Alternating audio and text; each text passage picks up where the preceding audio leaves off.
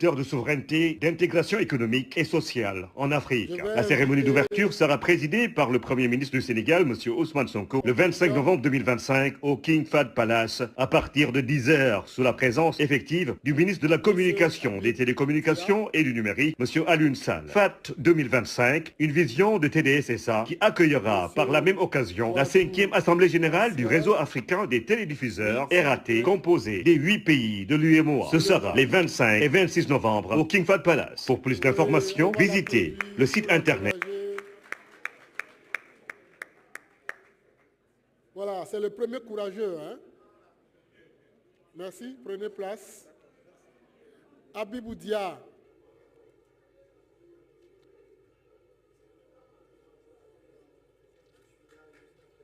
D'accord. Alors, Souleymane Doumbouya.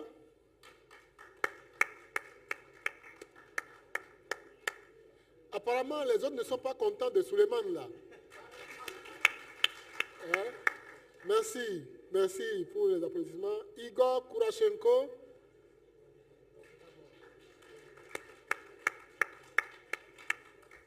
Merci. Et Rafi Gabayan. Voilà, merci beaucoup. Nous sommes très contents de pouvoir amorcer ce panel qui certainement est une réponse à nos aspirations. C'est sûr que depuis le début de ce forum, on veut vraiment savoir, oui, quels peuvent être les nouveaux usages par rapport à la consommation de contenus audiovisuels dans un contexte de renaissance, on peut le dire ainsi, hein, dans un contexte de renaissance de la télédiffusion en Afrique. On a déjà eu quelques bribes et nous avons eu donc une question importante d'un membre, d'un participant de ce forum. Et pour cela, M. Abou Dia, directeur de la communication au niveau du ministère, avec lui, donc, nous avons aussi le directeur technique, certainement, de IDT Côte d'Ivoire, Kouadou Martial, et Souleymane Doumbia, qui est le directeur marketing et commercial de la SMDT. SMTD, très bien. Vous voyez, l'erreur permet de bien prononcer les choses aussi. SMTD, ça sous-entend quoi? Société malienne de télédiffusion, de transmission et de diffusion. Merci beaucoup. Igor Kourachenko, qui est un reporter, journaliste, donc de la télévision russe. Et enfin, nous avons donc Rafi Gabayan, le vice-président Afrique Moyen-Orient, donc de Nagravision. Alors, j'ai aussi une autre personnalité qui vient de s'installer. Donc, je pense que c'est M. Habibou, très honoré de votre présence, parce que nous aurons aussi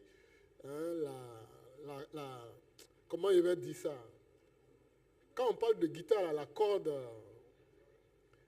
africaine, qui aussi va résonner ici par rapport à ce qu'on va entendre pour le Sénégal. Donc, vraiment, nous sommes à l'ère de ce qu'on appelle l'infobésité. Je ne sais pas si vous savez ce que ça veut dire. L'infobésité. Ça veut dire qu'on est obèse d'information. Mais vous savez qu'aujourd'hui, l'obésité est une maladie. L'obésité est une maladie. Parce que ça affecte, et même les médecins vont vous recommander quoi? De faire un régime. Alors, aujourd'hui dans le net, on peut voir beaucoup de contenu. Et même les enfants, il faudra les surveiller parce que quand ils ont le téléphone et que c'est le premier moment, Ils n'arrivent même pas à dormir parce que c'est pendant le sommeil qu'ils profitent pour faire maintenant tout ce que les parents leur refusent de faire. Donc, il y a des comportements aujourd'hui qui sont impactés. Et il y a des vidéos, si vous avez fait attention, où vous allez voir quelqu'un avec son terminal en train de se déplacer. Et qu'est-ce qui se passe après? Soit un accident, il tombe dans un trou, tout ça. Pourquoi? Pour nous mettre en garde, pour dire que vraiment les contenus aujourd'hui sont en train de subjuguer, de formater le comportement des gens. Pourquoi? Parce que plus ou moins, peut-être que ça répond à leurs besoins, plus ou moins pour une raison ou une autre, je ne sais quoi vous dire. Mais nous sommes là maintenant pour pouvoir dire quel contenu aujourd'hui? Quel contenu aujourd'hui? Alors, donc, je vais commencer par qui? Quels sont les contenus qui sont parmi les plus recherchés selon vous, qui manipulent le plus les gens selon vous? Et après, on pourra répondre à maintenant pour la télédiffusion, où est-ce qu'on peut se repositionner pour vraiment rester encore très captivant et répondre aux besoins des consommateurs. Est-ce que je peux commencer par Igor? C'est comme vous voulez. Je vous donne la parole.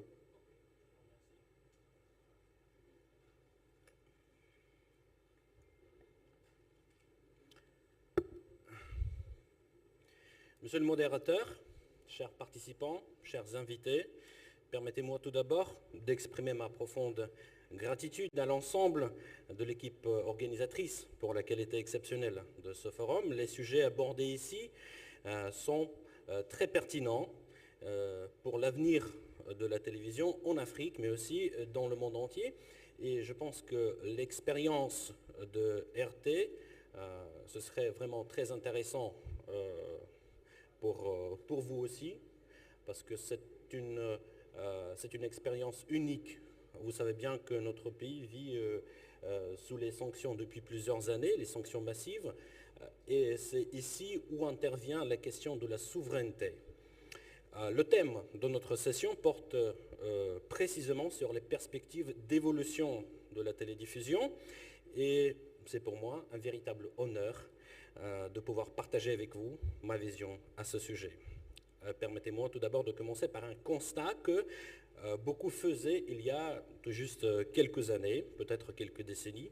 Avec l'explosion des réseaux sociaux et d'Internet, nombreux sont ceux qui annonçaient la mort imminente de la télévision.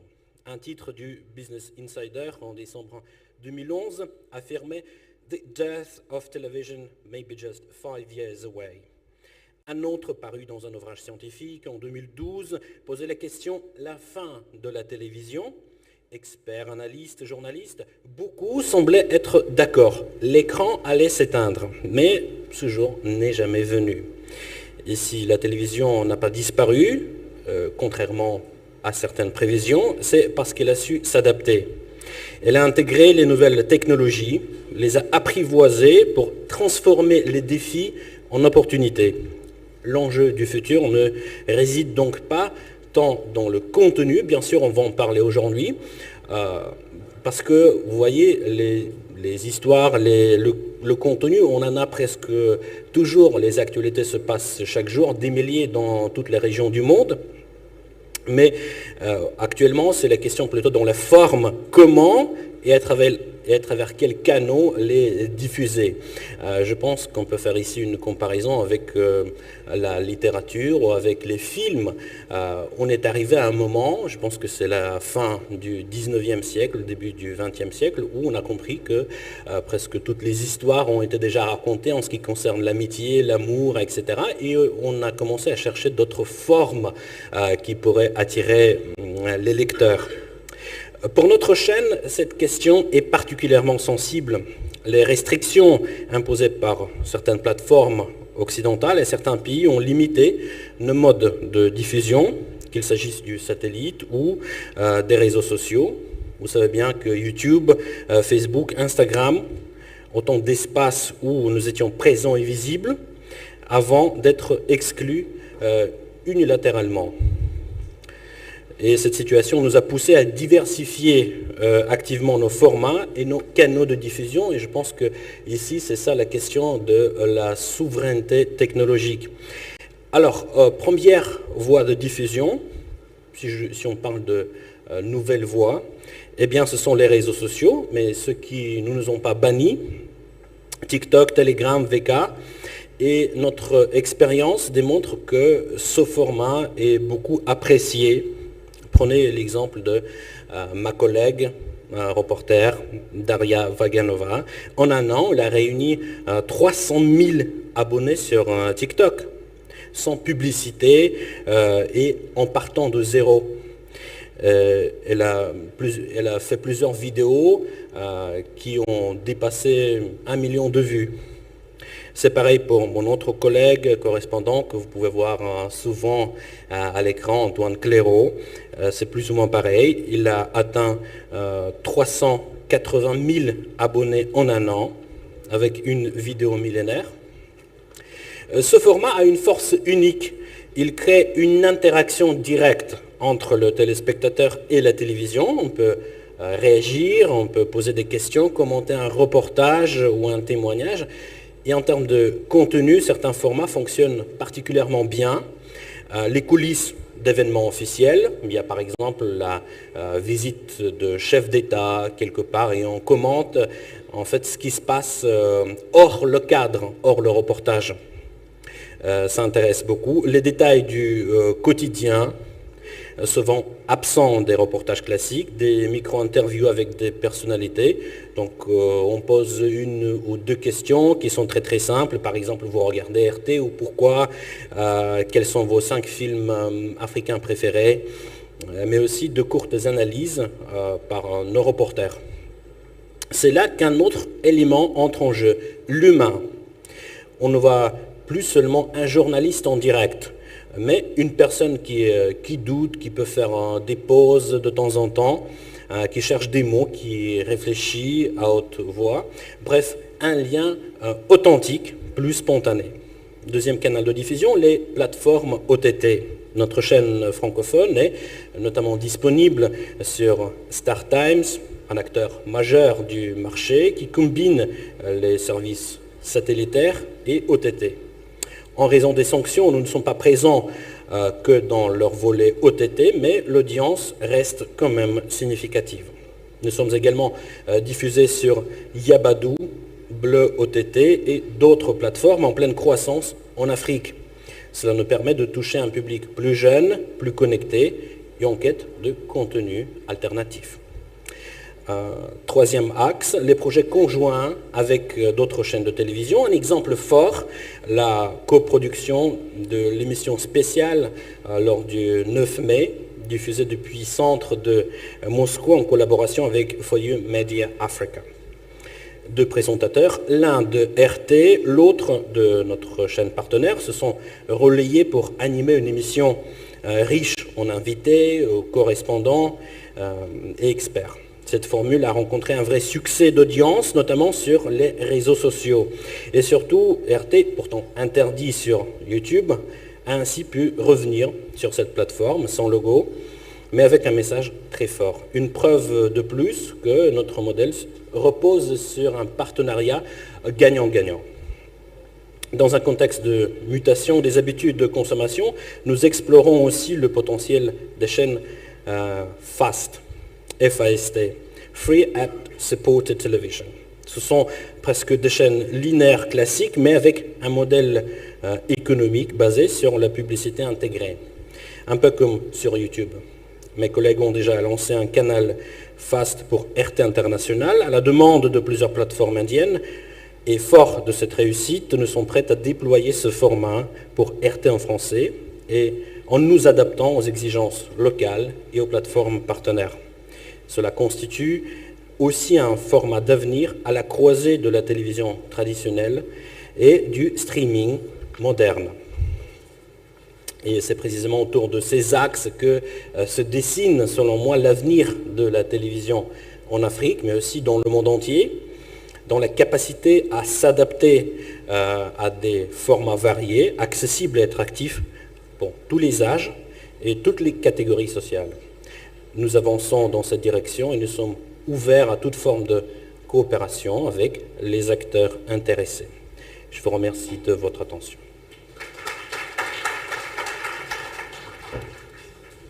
Merci Igor. Il a sorti un mot technique, streaming. Voilà, donc je vais peut-être inviter Abibou. Hein, et il peut nous dire donc vraiment par rapport à notre contexte, à nous, comment on se prépare. Merci. Merci beaucoup.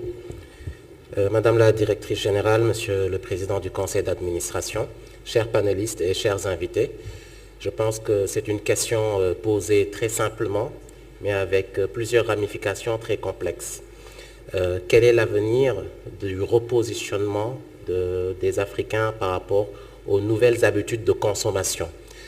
Les habitudes de consommation ont toujours évolué depuis la création de l'audiovisuel. On est passé d'un système de projection à un système de diffusion VHS, à un système de diffusion via la DVD, puis Internet est arrivé et on s'est dit que, comme l'a dit Igor, la télévision allait tout entièrement disparaître et la radio également. Et aujourd'hui, l'ensemble de ces systèmes cohabitent.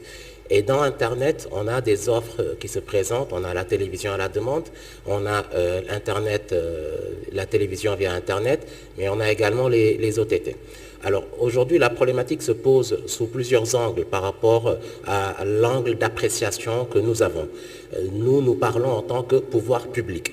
Quels sont les réflexes que nous devons avoir, non seulement du point de vue économique, du point de vue de la protection de nos populations vis-à-vis des contenus, parce que l'audiovisuel constitue un élément qui véhicule des éléments culturels et des éléments idéologiques qui peuvent aller dans le sens de consolider, bien entendu, des visions stratégiques et qui peuvent également aller dans le sens de contrer une autre vision, qui peuvent aussi aller dans le sens de déstabiliser si on le souhaite. Et donc, ça constitue, au-delà des éléments factuels d'information et de diversité culturelle, cela constitue également un aspect souverainiste assez important.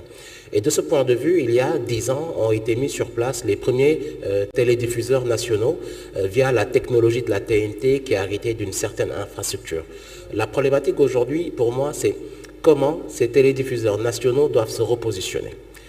Ils sont tenaillés par l'insuffisance ou l'incapacité d'une contribution financière substantielle par les éditeurs de contenus nationaux, par des droits de diffusion qui nous semblent assez résiduels par des groupes internationaux, mais également ils sont dans une certaine mesure sur certains segments concurrencés par des diffuseurs qui sont présents sur le marché depuis plusieurs décennies, bien avant la création des télédiffuseurs. Et pendant tout ce temps, on a à côté une nouvelle forme de production cinématographique qui monte en puissance. On a connu l'ère de l'apogée et l'ère d'or du FESPACO avec les courts et longs métrages classiques produits. Mais aujourd'hui, on a de plus en plus des mini-séries, des téléfilms que les jeunes vont regarder sur YouTube, sur Internet. Et la problématique, c'est comment résoudre toute cette équation avec l'ensemble de ces inconnus variables, multiples, et garantir un résultat, la promotion de contenus adaptés à nos réalités ou la promotion des contenus produits par nos producteurs locaux, la viabilité du modèle de gouvernance de la télédiffusion qui en réalité est un gendarme parce qu'il constitue celui qui occupe le poste frontière vis-à-vis de ce que nous regardons et ce que nous consommons, et dans ce même temps, comment faire en sorte que l'audiovisuel soit un levier de croissance économique. Les réflexions, à mon avis, sont multiples, mais le premier élément, le plus important, c'est d'avoir une réglementation qui puisse transcender la diffusion classique d'éditeurs normaux. Ça veut dire quoi? Les OTT qui sont présents dans nos marchés, mais également les plateformes qui utilisent le live streaming durant des moments spécifiques, quand il y a des événements particuliers et dans lesquels souvent il y a une demande de monétisation ou un prix à payer pour accéder à ce live streaming, que l'ensemble de ces deux éléments-là soient reversés dans les attributions et les compétences de la télédiffusion classique. Cela permettra également de jouer sur la disponibilité de la couverture Internet dans certaines zones pour pallier au coût important de l'installation des infrastructures de la télévision numérique terrestre. On a des expériences, il y a des expériences. Il y a eu la télévision à la demande d'Orange ou les bouquets Orange, etc. Ça veut dire que la télévision via Internet fonctionne et peut fonctionner, pourvu qu'elle soit réglementée et que réellement les télédiffuseurs le prennent sous leur jargon, qu'on ne reste plus uniquement sur un modèle classique de télédiffusion via la TNT. L'autre élément important, c'est sur les pans ou les parts de marché que le télédiffuseur pourrait lui-même gérer. Nous savons qu'il y a une partie du territoire national dans lequel il y a des opérateurs que nous appelons chez nous des câbles distributeurs qui sont dans l'informel, mais qui font un travail très important parce qu'ils arrivent non seulement à permettre à une certaine couche de la population d'avoir la télévision chez eux, premier élément, ils aident avec la technologie et le savoir-faire qu'ils ont, parce que c'est un savoir-faire, de démocratiser l'accès dans des zones difficiles d'accès. Et enfin, ils permettent à une couche de la population qui peut-être n'a pas les moyens de payer le prix normal d'un abonnement que nous connaissons par rapport à des offres qui sont sur le marché, d'accéder selon un certain niveau de pouvoir d'achat. Et donc pour nous, ce réseau-là, qui constitue déjà une souche d'acteurs économiques qui sont dans l'informel, il faut réussir, c'est en balbutiement depuis plusieurs années, il faut réussir à le formaliser et à verser leur part de travail et d'infrastructures technologiques dans le réseau de la télédiffusion, moyennant naturellement une discussion sur le droit d'utilisation des contenus de certains qui pourraient accepter ou pas, mais également les montants à payer en termes de droit d'utilisation de ce réseau et d'extension. L'autre élément qui est assez important ici et qui est essentiel, c'est que la création ou la diversification des chaînes de télé, la diversification des plateformes, la diversification des contenus, au lieu de fidéliser le téléspectateur sur des contenus spécifiques, a créé une difficulté à les ancrer dans des contenus. Les gens changent d'habitude de consommation selon les jours de semaine, selon les événements, selon les modalités proposées, mais la télévision reste un élément important. Ça veut dire que l'ensemble des contenus qui doivent être diffusés dans les télévisions, que ce soit de l'information classique, de la diversité du sport, de la culture, de la musique, du cinéma, nos États doivent quand même réussir à avoir une politique d'agrégat de l'ensemble des acteurs de cet écosystème. Il faut tous donc les mettre autour du télédiffuseur, les agréger, avoir un conglomérat qui puisse permettre de multiplier les contenus pour occuper l'espace audiovisuel. Nous avons l'expérience européenne avec les OTT qui exigent non seulement des paiements par rapport aux parts de marché de ce que les consommateurs utilisent, mais qui exigent également un pourcentage de contenu européen produit localement. Et donc, la meilleure façon pour nous aujourd'hui de promouvoir le contenu local, c'est d'insister pour que le contenu local, qu'il y ait une préférence de diffusion du contenu local auprès des diffuseurs, auprès des OTT, mais également auprès des éditeurs. Et ça, à mon avis, c'est un élément important parce qu'on a aujourd'hui le directeur général, le PCA qui sont là. L'État pourrait vous faciliter, bien entendu, l'amorçage de la réflexion, mais les 10 ans doivent servir à poser dès à présent les pistes d'une réflexion qui doivent mener dans les mois ou les années à venir à une réforme du cadre légal et réglementaire très élargie pour que la zone et le champ de compétences du télédiffuseur puissent embrasser l'ensemble des différents paliers ou des différents niveaux de type de diffusion, de technologie de diffusion, de savoir-faire de diffusion, avec 2 éléments saillants. Mettre en avant naturellement les systèmes de contribution financière pour avoir un panier qui puisse permettre de redistribuer ces montants à la production audiovisuelle et au contenu local spécifique. À notre avis, c'est l'une des pistes qui peuvent permettre d'avoir une solution et qui peuvent permettre à l'Afrique, parce que la particularité africaine, elle est singulière, elle est très singulière. Nos pays sont les seuls pays dans lesquels on a une multitude de présences de différentes nationalités, de diffuseurs, d'éditeurs, de distributeurs, et qui viennent avec leur contenu pour parler à notre public.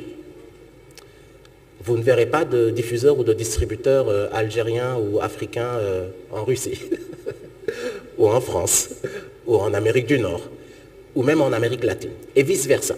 Donc les entités régionaux se protègent leur population, protègent leur économie, mais dans le même temps essayent de promouvoir leurs contenus locaux.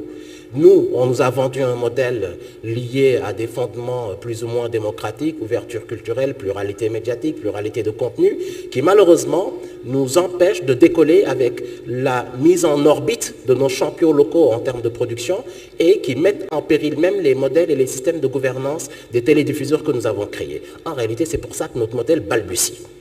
Pour le résoudre, c'est simple, on ne doit pas changer de modèle de gouvernance par rapport aux principes démocratiques, mais il faudrait revoir ce que coûte le public africain en termes de mise à disponibilité d'images qu'il consomme vis-à-vis des différentes typologies de consommation qu'on leur offre. Que ce soit des médias que nous appelons dans notre jargon des médias d'influence, qui font de l'information institutionnelle, mais qui en réalité veulent promouvoir une certaine culture et une orientation et le soft power de leur nation, ou que ce soit des entités qui sont typiquement commerciales. Et à ce niveau-là, il y a une réflexion stratégique à mener. Il y a eu un premier effort de l'État du Sénégal pour mettre à jour les redevances que doivent payer les groupes et les entités, mais aux télédiffuseurs eux-mêmes de voir ce que coûte réellement le public sénégalais vis-à-vis des parts de marché, vis-à-vis de la publicité, vis-à-vis de la production audiovisuelle cinématographique et de mettre sur place un barème régional, africain ou national qu'il faut appliquer en fonction de directives régionales de l'UEMOA ou de la CEDEAO. Pour moi, et c'est personnel, c'est l'unique porte du salut au-delà du vieillissement des infrastructures de technologie et du satellite sur lequel il faut également switcher ou dont il faut acquérir la technologie à moyen terme. Je vous remercie de votre attention.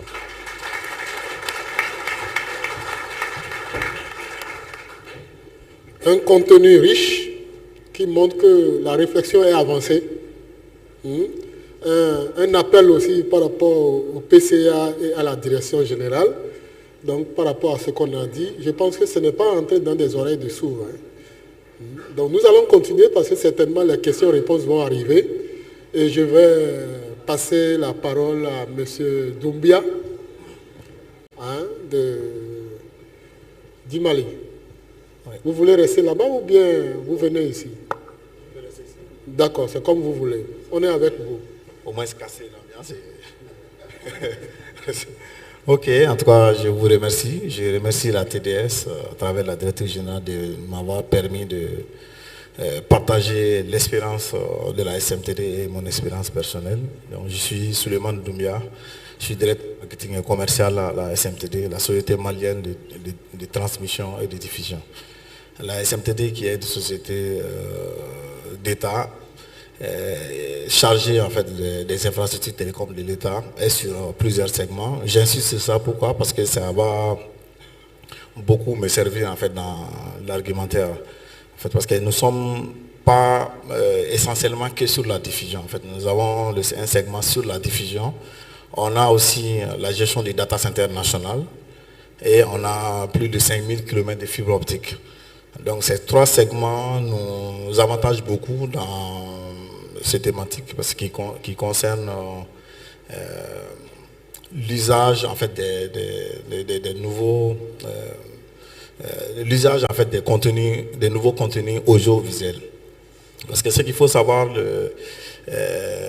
l'usage de ces contenus a beaucoup changé en fait suite à l'avènement de ces nouveaux contenus. Donc ce qui a permis en fait à un chamboulement dans le comportement de ces usagers, notamment surtout la couche GRS qui n'utilise plus en fait l'écran TV classique.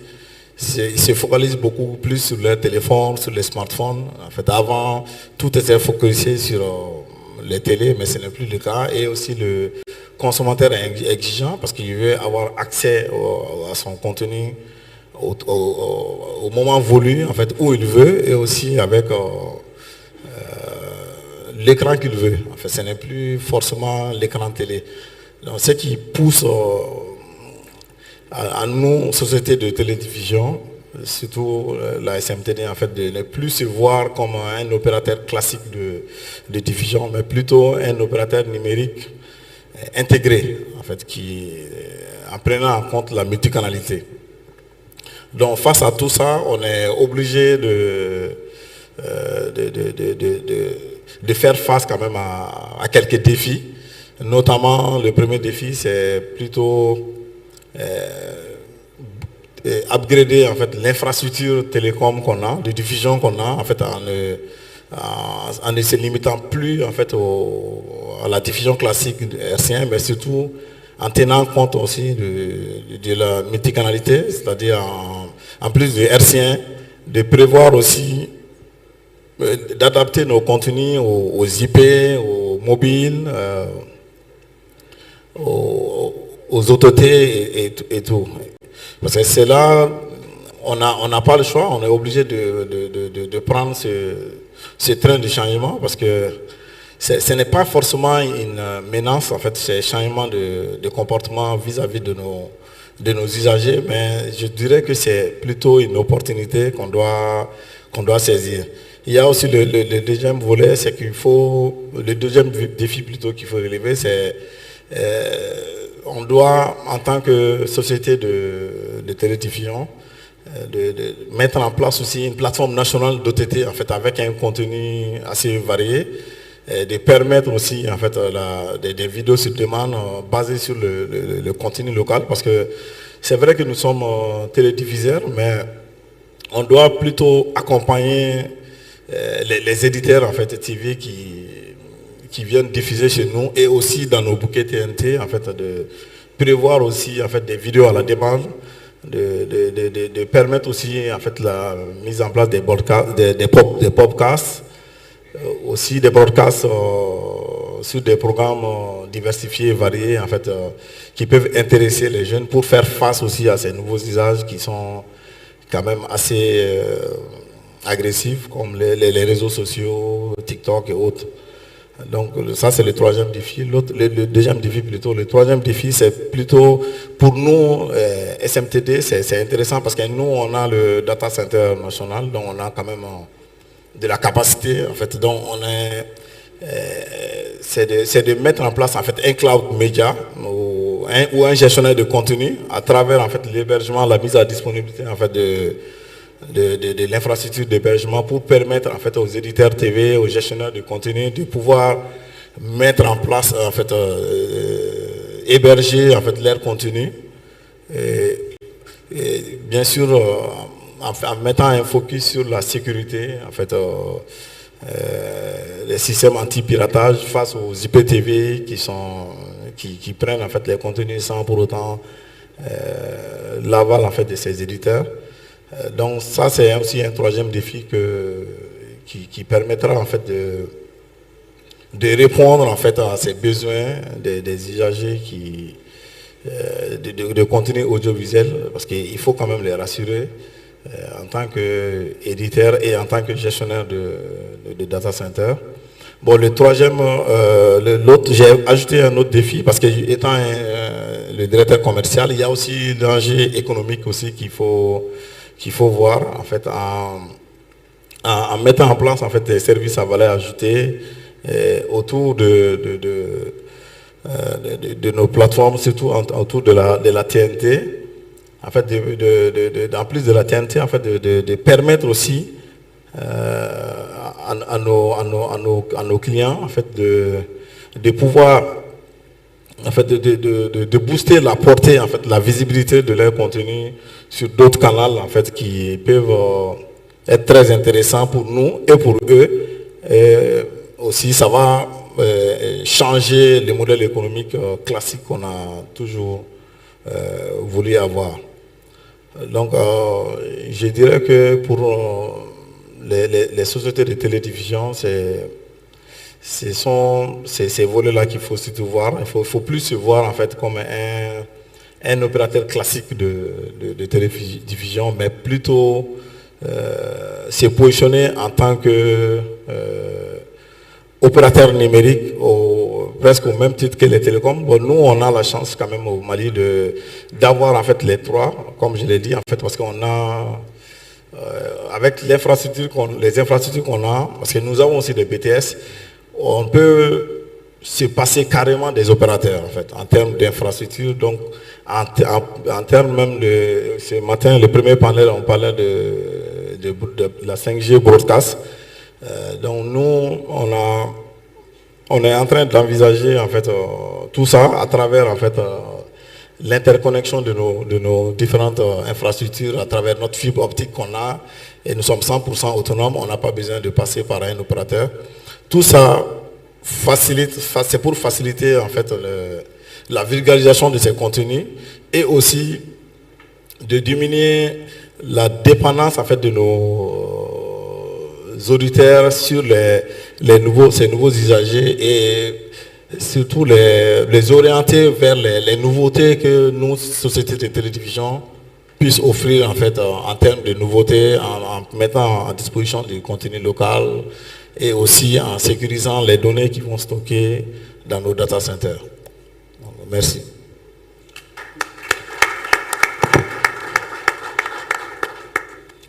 Donc je vais passer la parole.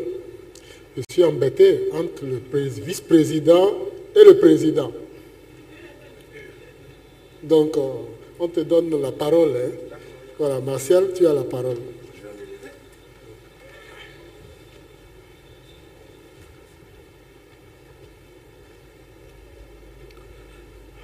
Pour commencer, je tenais à dire merci à TDS pour l'organisation de ce forum. Aussi, merci aux entreprises de télédiffusion qui créent toujours des cadres de concertation pour permettre aux techniciens, ingénieurs et opérateurs du domaine que nous sommes de pouvoir toujours réfléchir, chercher les solutions entre nous, Africains, et faire évoluer le monde de la télédiffusion, surtout chez nous en Afrique. J'ai préparé une présentation. Le thème qui nous a été demandé, sur lequel on devait réfléchir, c'est quelle réponse des télédiffuseurs aux nouveaux usages de consommation. Alors, il faut dire que nous vivons une révolution silencieuse et le spectateur d'hier, aujourd'hui, est devenu un utilisateur. Il est devenu un utilisateur mobile, il est connecté et le contenu devient aujourd'hui liquide. C'est-à-dire que le contenu est fluide, il est instantané et aussi il est sans frontières. Donc, face à ce basculement, il y a de nouveaux usages de consommation qui sont apparus. Vous avez la mobilité permanente, les contenus sur smartphone. Vous avez l'hybridation entre la TV, le streaming et les réseaux sociaux. Vous avez les formats courts et interactifs. Vous avez aussi le visionnage personnalisé par algorithme. Et ces nouveaux usages ont entraîné des mutations de comportement. Alors, le public ne se contente plus de regarder, mais il interagit. Il commente et il crée. Les plateformes sociales deviennent des diffuseurs à part entière de nos jours. Et face à ces mutations de comportement, vous avez des défis. Des défis que les opérateurs de télédiffusion et plus généralement le monde de l'audiovisuel, il y a la perte d'audience sur le mode de diffusion traditionnel. Vous avez la concurrence accrue sur les segments satellites et aussi sur l'OTT, sur l'IPTV. Vous avez la fragmentation des revenus. Après, vous avez aussi la souveraineté audiovisuelle qui est de plus en plus menacée. Parce qu'aujourd'hui, l'opérateur de télédiffusion ne maîtrise plus toute la chaîne d'information qui entre dans les différents pays concernés. Et face à ces défis-là, nous proposons des réponses possibles. Et pour ces réponses-là, on se dit qu'il faut innover et ensuite s'adapter. Innover et s'adapter correspond à quoi? Il faut aujourd'hui réinventer les formats. Les opérateurs de télédiffusion doivent réinventer les formats de diffusion. Ils doivent créer des plateformes hybrides et aussi des plateformes locales pour les contenus africains. Aussi, il faut exploiter les données et surtout aujourd'hui vulgariser l'utilisation de l'intelligence artificielle. Réinventer les formats, c'est de créer des contenus multi-écrans, immersifs, interactifs et aussi aller vers des expériences en réalité augmentée ou 360 degrés. Il faut aussi mettre en avant le storytelling adaptées surtout à la vitesse du numérique. En ce qui concerne les plateformes, aujourd'hui, il faut encourager tout ce qui est écosystème numérique africain. Il faut assurer la monétisation et la visibilité des contenus locaux. Et il faut protéger les données et surtout protéger la diversité culturelle. En ce qui concerne l'utilisation de l'intelligence artificielle, il faut comprendre d'abord le comportement de l'audience. Il faut personnaliser les recommandations à chaque utilisateur et il faut créer des expériences, comme on le dit, immersives et intelligentes. Mais il faut aussi intégrer l'intelligence artificielle dans la création des contenus. En conclusion, on dira que la télévision ne disparaît pas, elle se transforme. L'audiovisuel de demain sera fluide, interactif et humain. Il faut allier la technologie à la créativité et à la proximité culturelle. Il faut construire une réponse africaine agile, mais beaucoup plus ambitieuse. Je vous remercie.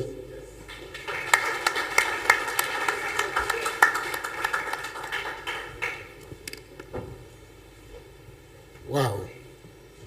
Je pense que les contributions viennent davantage. Un mot-clé qu'il a donné, fluide, interactif et très important. Et ne dormez pas. Je vais faire une interrogation écrite tout à l'heure. Monsieur le vice-président, vous avez le micro. Non, je vais rester ici. D'accord, allez-y. Bonjour à tout le monde. Et puis d'abord, un grand merci à TDS et à tous nos hôtes.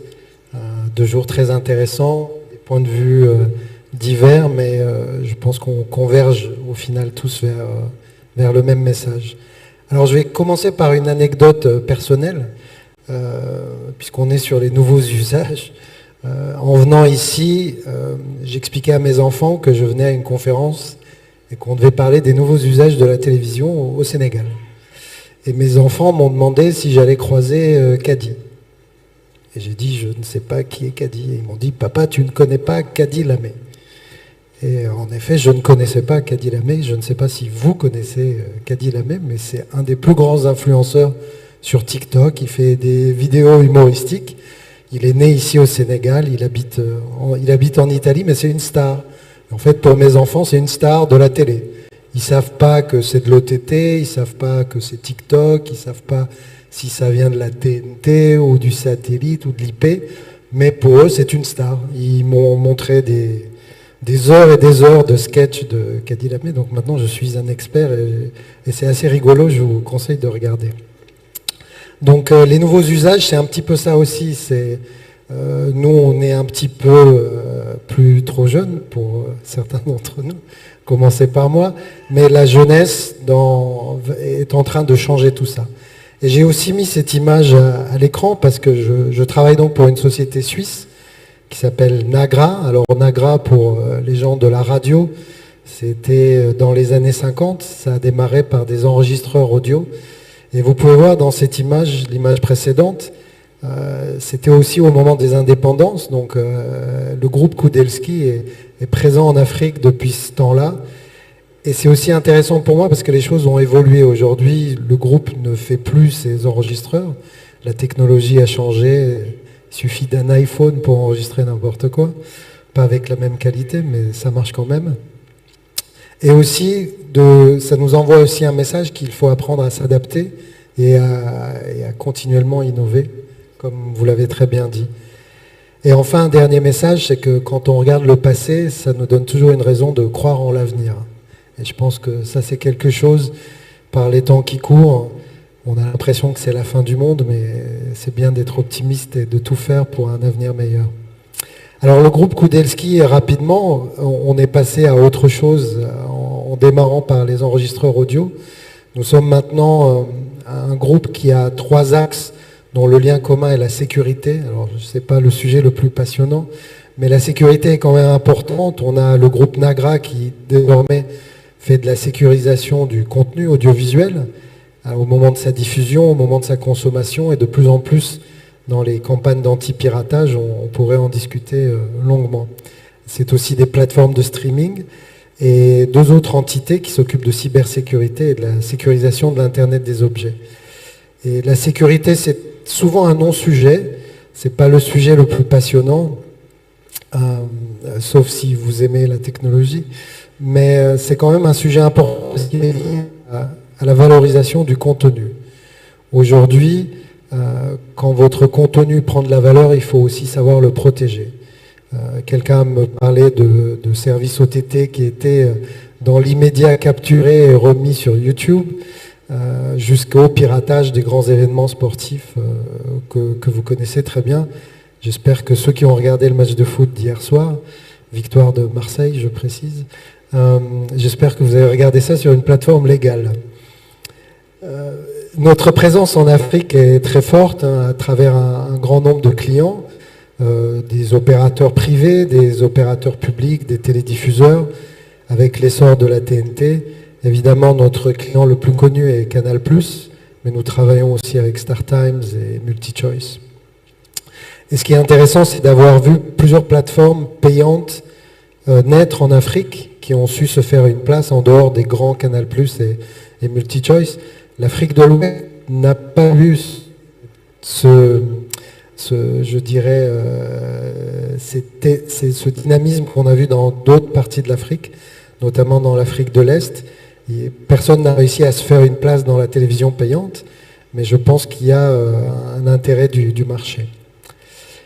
Et enfin, je voulais finir par quelques chiffres quand même. On a beaucoup parlé de transformation, d'aller vers le numérique, d'avoir l'ambition de faire autre chose.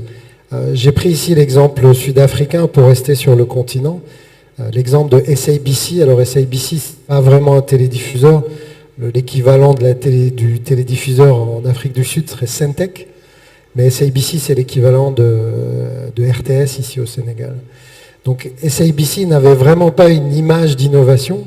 C'était même, les gens pensaient localement et internationalement qu'il s'agissait d'un grand dinosaure. Mais ces 2-3 dernières années, ils ont pris cette approche d'innover dans le monde numérique. Ils ont commencé à donner un peu plus de moyens aussi. Mais vous pouvez voir les chiffres ici, tout a augmenté ces 2 dernières années. Ils sont désormais en nette augmentation sur YouTube, sur leur site web. Ce qui est aussi très intéressant, c'est ce qu'ils ont fait sur TikTok. Ils ont pris tout leur contenu et l'ont réadapté dans des formats courts.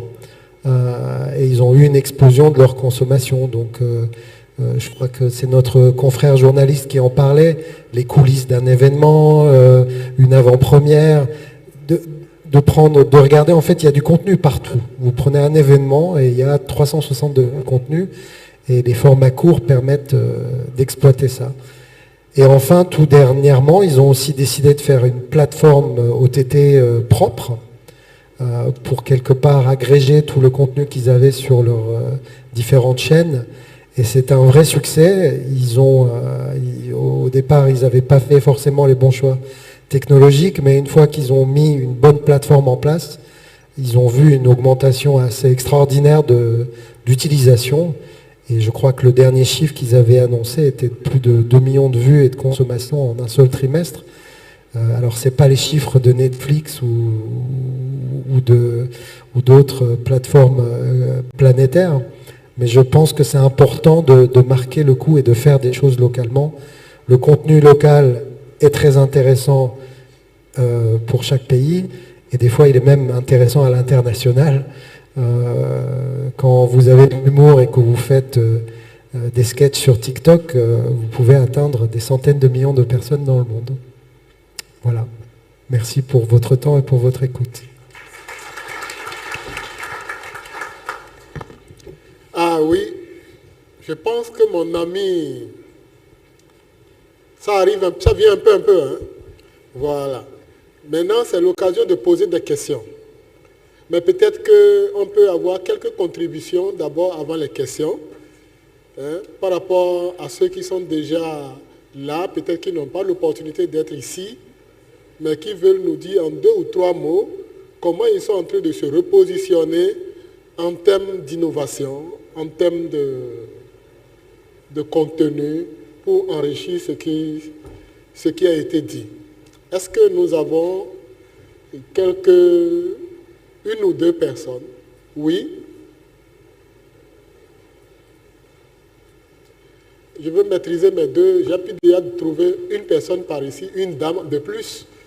Est-ce qu'il y a une dame par ici aussi? En attendant, réfléchissez.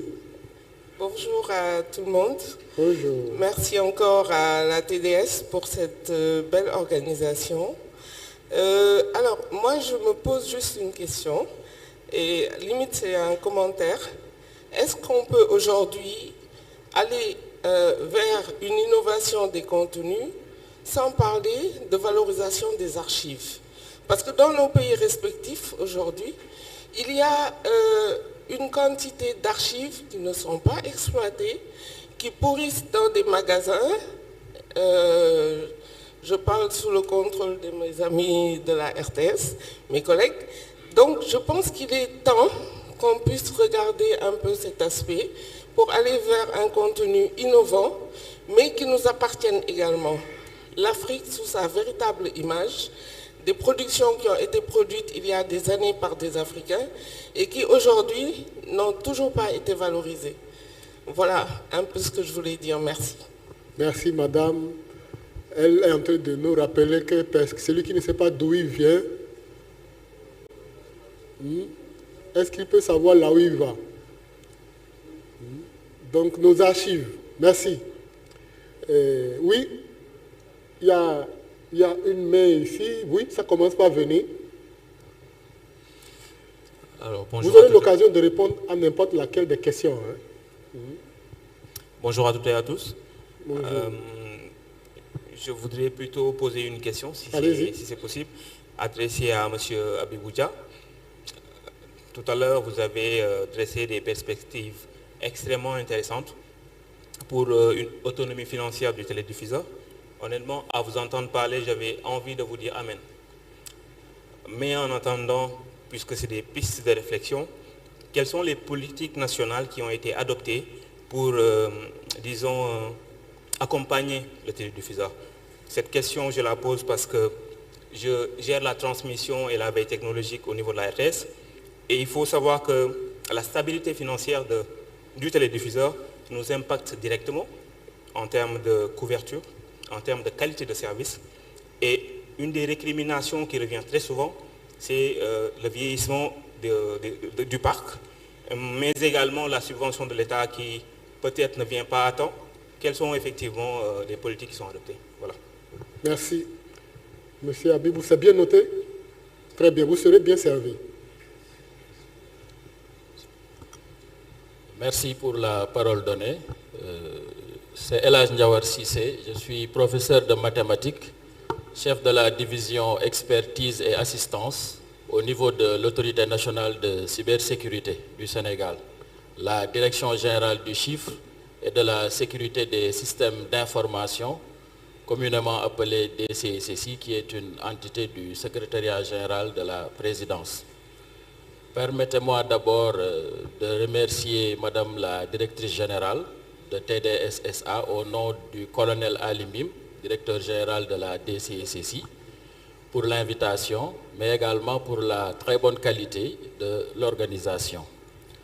Heureusement qu'on a, grâce aux derniers panélistes, entendu un tout petit peu parler de cybersécurité, parce que je suivais les deux panels de très près. Et donc, je vais juste faire une très petite contribution, juste pour rappeler que l'État du Sénégal a renforcé son dispositif national de cybersécurité depuis le 14 janvier 2021 en créant, disons, en transformant le service sénégalais du chiffre en direction générale du chiffre et de la sécurité des systèmes d'information, qui a la lourde charge de jouer le rôle d'autorité nationale de cybersécurité, qui est l'homologue de l'ANSSI de France. Permettez-moi aussi de saisir cette occasion pour saluer la vision ou les visions de nos deux directeurs généraux. Parce que pour la première fois, nous, en tant qu'autorité nationale de cybersécurité, nous participons aux activités des acteurs de télédiffusion que vous êtes. Mais de l'autre côté, pour la première fois aussi, et c'est la 10e année, l'anniversaire ou les 10 ans de TDSA, qu'on constate que TDSA maintenant, j'ai l'habitude de dire, au-delà d'appartenir à l'écosystème de l'audiovisuel, appartient aussi à l'écosystème numérique. Et c'est valable aussi pour les autres, disons, structures de télédiffusion, parce que maintenant, l'utilisation des nouvelles technologies se fait remarquer au niveau de la télédiffusion. De ce fait, les deux directeurs généraux ont mis en place un cadre de collaboration et de partenariat qui est en train d'être mis en œuvre. Parce que nous, récemment, on a organisé un atelier sur la protection des infrastructures d'information critique, où on a eu à recevoir la TDSA, qui a eu à faire une très bonne participation. Juste pour dire que nous, dans le cadre de la mise en œuvre de la politique du chef de l'État, dans le cadre de la sécurisation de nos systèmes d'information, nous avons même érigé TDSA en infrastructure d'information critique. Et permettez-moi aussi de parler un tout petit peu de la protection des enfants en ligne. Aujourd'hui, comme vous l'avez constaté, il y a l'addiction des enfants par rapport aux jeux en ligne. Il y a le cyberharcèlement et autres. La question que je voudrais poser et même faire une suggestion, à l'image de ce qui se fait au Sénégal, je pense que toutes les entités qui sont dans la télédiffusion doivent travailler beaucoup avec les structures de cybersécurité. Moi, je pense que c'est une forte suggestion que je voudrais vous soumettre. Et enfin, par rapport au ministère en charge de la communication, des télécommunications et du numérique, profiter également de ce forum pour qu'on actualise, à défaut d'avoir une nouvelle stratégie nationale de cybersécurité, qui doit aussi prendre en compte les questions liées au niveau de la télédiffusion. Moi, je pense que l'heure est très grave parce que ce qui se passe aujourd'hui, vous savez, on parle de protection des enfants en ligne, mais même les adultes, nous devons également les protéger. Parce que ça nous empêche quand même de mieux travailler. Vous savez ce que je veux dire. Dans les bureaux, certains sont souvent connectés, captivés. Donc l'addiction, ce n'est pas seulement au niveau des enfants, mais également au niveau des adultes. Voilà la modeste contribution que je voudrais faire pour ne pas monopoliser la parole. Je vous remercie. Merci beaucoup. Ouais, on continue.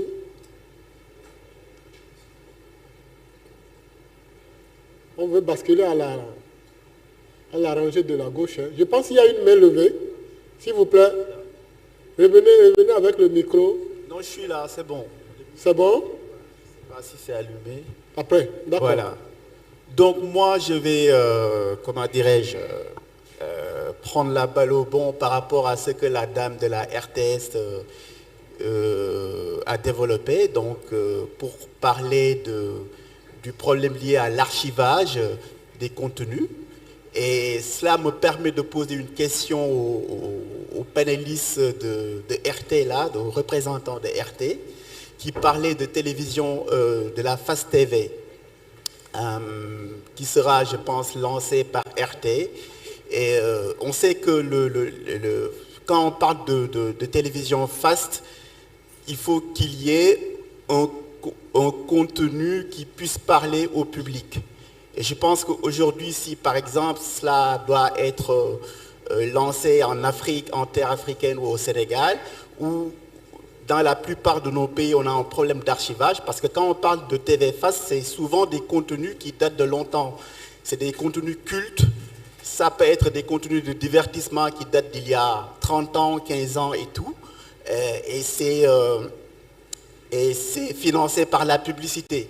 Mais on ne peut pas financer, un annonceur ne peut pas mettre sa publicité si ce n'est pas regardé, parce qu'il faut que les programmes répondent aux attentes de ceux qui viennent regarder cette télévision-là. Parce que quand on voit la télévision Fast, c'est développé aux États-Unis, au Canada, et c'est souvent des personnes âgées qui sont nostalgiques, qui viennent regarder ces programmes-là. Donc, à ce niveau, je pense que je veux savoir quel contenu vous voulez offrir au public africain par rapport à ce programme FAST de télévision que vous comptez lancer ou bien qui est lancé. L'autre question, c'est par rapport... on sait que par exemple, dans nos pays, et notamment au Sénégal, les éditeurs ont un sérieux problème. Parce que ils n'ont pas les moyens pour pouvoir faire une bonne production et donc la publicité ne peut pas suivre, mais je pense qu'avec la TNT, il y a une offre qui s'impose, une réflexion. Pourquoi pas inciter les éditeurs à aller voir un opérateur ou les opérateurs pour mettre par exemple une box TV qui leur permette d'avoir des données et de pouvoir tirer profit de la publicité adressée. Ça peut leur permettre d'avoir des sources de revenus et de se lancer dans une production beaucoup plus sophistiquée, puisque sans contenu, on ne peut pas parler de TNT. Donc à ce niveau-là, je pense qu'aussi, il y a une réflexion à mener par rapport à ça, inciter les éditeurs à aller voir un opérateur ou des opérateurs pour la mise en place d'une box qui leur permette de se lancer dans la publicité adressée. Et c'est une réponse par rapport à ce que ces éditeurs-là ratent du côté des GAFAM qui bouffent l'essentiel de la publicité aujourd'hui. Donc avec la TNT, ils peuvent avoir une autre niche en termes d'entrée d'argent. Merci. Merci. Alors, qu'est-ce qu'on fait? On repart d'abord là-bas pour la question. Les mails se sont multipliés. Hein? Donc, on va gérer le temps. 1 minute, s'il vous plaît. Bonjour. Bonjour à toute la salle. Bonjour aux panélistes. Et particulièrement à la directrice de TDS. Je suis Saliha Marega. Voilà, donc ma question est juste depuis hier, je suivais un tout petit peu les panels. Mais aujourd'hui, quand même, j'ai entendu certaines choses qui m'ont quand même qui ont attiré plutôt mon attention. Surtout, il y a la technique, il y a la technologie, il y a le relationnel, il y a les partenaires, il y a tout ce qui s'ensuit. Mais une chose clé, c'est-à-dire le nerf de la guerre, j'en ai pas entendu parler. On ne peut pas réussir dans certaines choses sans le nerf de la guerre. Il y a les stratégies dont on a parlé pour l'Afrique. Oui, c'est bien beau, ok. Mais quelles sont les stratégies qu'on va mettre en place en réalité pour qu'on puisse arriver à notre objectif? C'est-à-dire quoi? L'argent. Ils ont parlé de quoi? Des opérateurs. Les opérateurs, oui, ils prennent effectivement nos techniciens locaux, bien sûr, c'est normal. Mais ils ont l'argent. Cet argent leur permet de pouvoir réaliser beaucoup de choses. Nous n'avons pas l'argent, pratiquement. Nous avons la technologie, nous avons plus ou moins certaines grandes choses, les techniciens entre autres. Mais il faut qu'on essaie de débattre sur comment on va trouver de l'argent, gagner de l'argent pour pouvoir investir dans ce domaine. Merci. Merci beaucoup. Donc, vraiment, vice-président, on a besoin d'argent. Vous allez répondre à cette question. Oui, on continue, s'il vous plaît. Merci. Bonjour à tout le monde. Bonjour. William Euchou, ingénieur de solutions clients chez SES, la Société européenne de satellites. Bon, je n'ai pas une question en tant que telle, mais c'est juste que depuis hier, à la suite de tous les panels qui sont passés jusqu'à ce matin et ce soir, cet après-midi, pardon, il me semble qu'il y a beaucoup de choses, des chantiers sur lesquels nous sommes interpellés, et il y a des grands mots, des grands concepts qui sont évoqués. Le premier, c'était la souveraineté.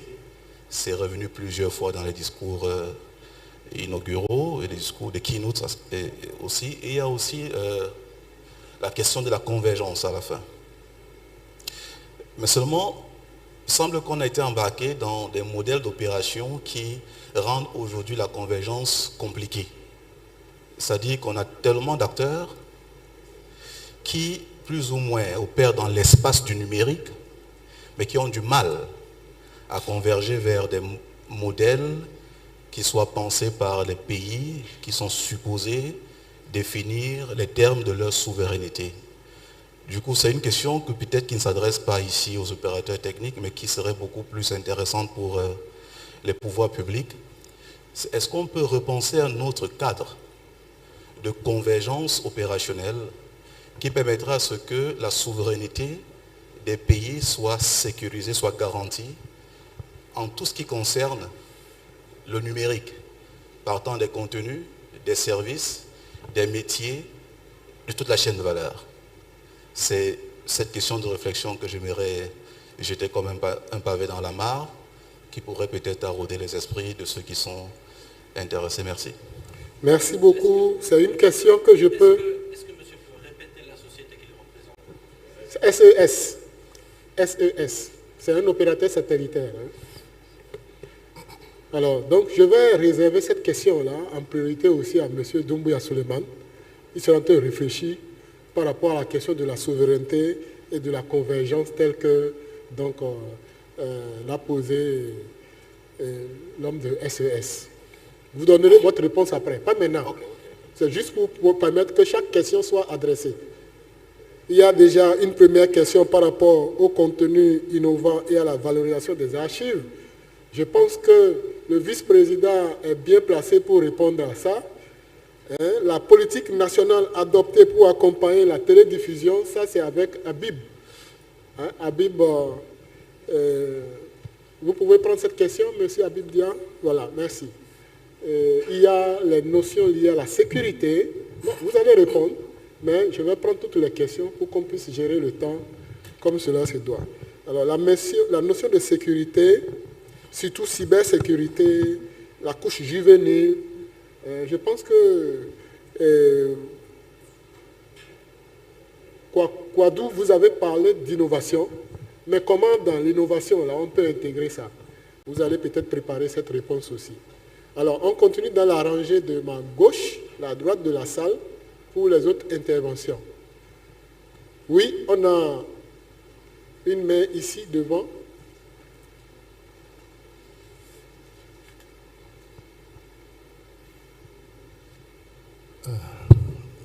Bonjour, merci Plénière pour cette présentation. Je pose un petit souci.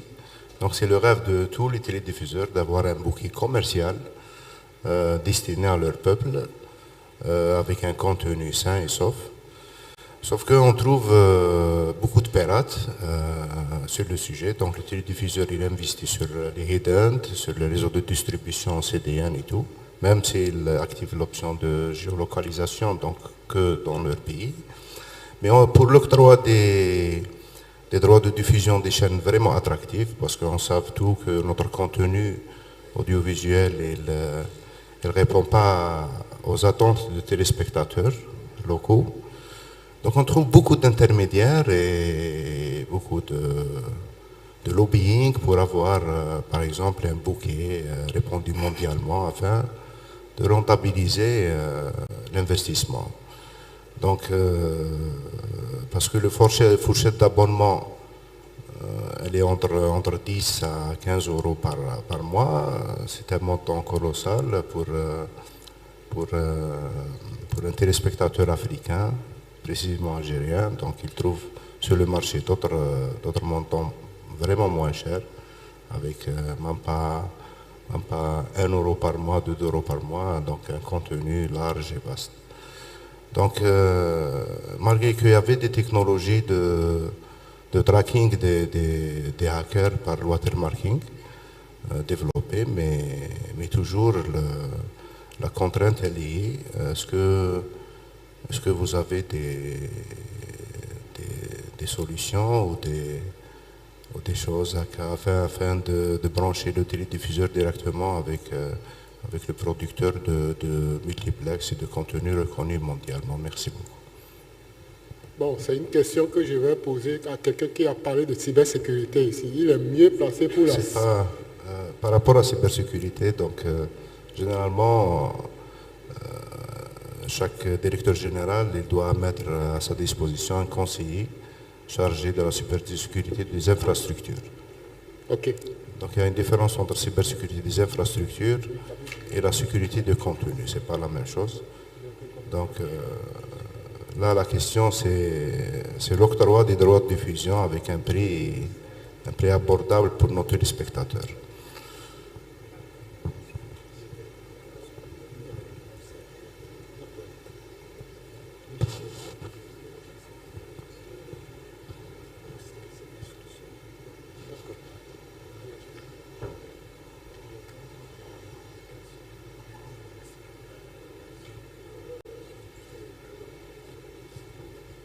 Merci beaucoup.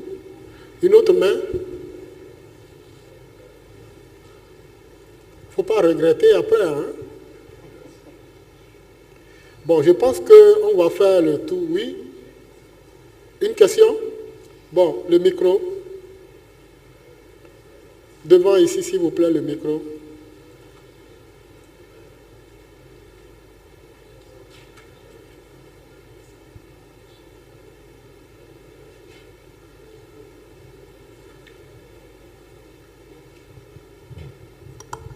Désolée, tout à l'heure, dans mon intervention, j'avais omis une question qui me semble importante aujourd'hui. C'est que si nous voulons valoriser nos contenus, je pense qu'il va falloir qu'on pense à la médiamétrie. Et ma question va à M. Dia pour demander aujourd'hui au niveau du Sénégal, au niveau politique, qu'est-ce qui est mis en place pour qu'on puisse développer la médiamétrie au Sénégal? Parce que le manque de données pose un véritable problème pour la valorisation des contenus. Parce que pour dire qu'un contenu est intéressant ou pas, on ne peut pas seulement se limiter aux vues sur Internet. Mais ce serait bien également qu'on ait une idée de l'audience, à qui on s'adresse, qui nous regarde. Je pense que c'est un aspect qu'il faut qu'on prenne en charge. Monsieur Dia, ma question est pour vous. Alors, Monsieur Dia a beaucoup de questions, et ça c'est normal.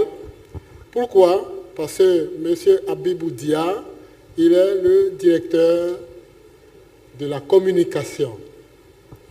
Donc, au niveau du ministère de la communication, des télécommunications et du numérique au niveau du Sénégal. Donc, il y a beaucoup d'attentes à votre niveau et je sais que vous avez certainement des éléments à nous apporter. Et nous vous remercions pour votre présence dans ce panel. Il y a encore une autre main qui s'agite alors que j'avais déjà averti. Bon, on va lui donner, il a raison. Il ne faut pas qu'il regrette. Merci beaucoup.